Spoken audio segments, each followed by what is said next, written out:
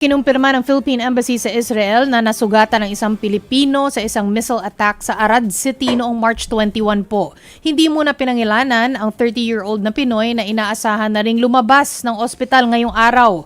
Samantala, nagbabala ang Iran na tuluyan nilang isasara ang Strait of Hormuz kasunod ng patuloy na gulo sa pagitan nila at ng US at Israel sa Middle East. Sa isang social media post kasi ni US President Donald Trump, sinabi niyang aatakihin ng Amerika ang mga power plant ng Iran kung hindi pa rin magbubukas ang Strait of Hormuz sa loob ng 48 hours. Kaya naman ang Islamic Revolutionary Guard Corps tatargetin daw ang US-owned companies kung itutuloy ng Amerika ang kanilang balak.